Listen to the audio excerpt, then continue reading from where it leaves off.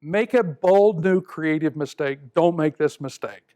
Don't make the mistake of not understanding the difference between a stated value, a core value. There's a huge difference between a stated value and a core value. It's very common for church planters and churches to have a great set of core values that they develop when they take a course like this. You visit the church and they've got the core values in the worship bulletin. They got the core values framed, but how do you know whether it really is a core value or a stated value? The obvious, by their behaviors.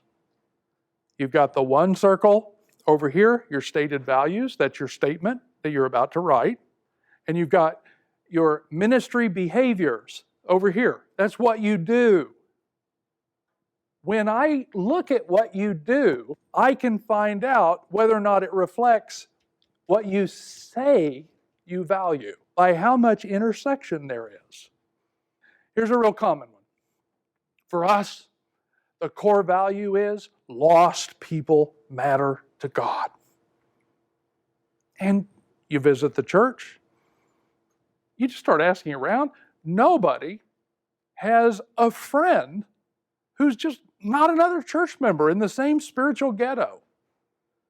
They're not praying for these friends they don't have to come to Christ because they don't have friends to pray for.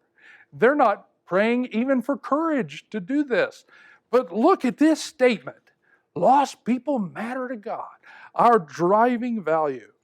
Or the other one, our driving value is a heart for missions to unreached people. But you look at their budget, no money goes to anything related to unreached people. You listen to their prayers week in and week out, nobody's praying for unreached peoples. Heads up, you're about to write a statement. Make sure that you understand the statement you're writing is stated values. You'll find out when you're on the field whether or not your stated values are your core values by the behaviors of your people. True story. Core value, diversity in worship, and on the basis of that core value, this couple accepted a call. Follow with me as I read it. Fresh out of seminary, my husband and I began ministry at an established 850-member church in a large city. During the interview process, we were impressed by the church's forward-thinking missions and values. We were excited to join such an apparently dynamic ministry. As time passed, however, it became clear that there was far more bark than bite at the church.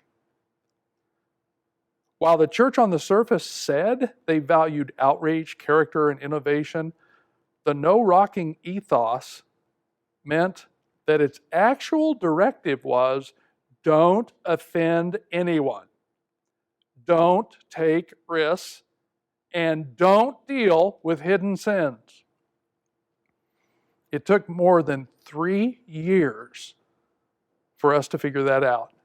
We also learned from experience that simply changing a church's statement of core values does not automatically change its culture.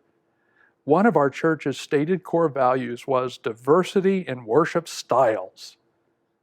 Apparently, the music director never got that memo, as he vehemently fought any efforts to introduce contemporary elements into the worship service. He who has ears to hear, let him hear what the Spirit says to the aspiring church planter.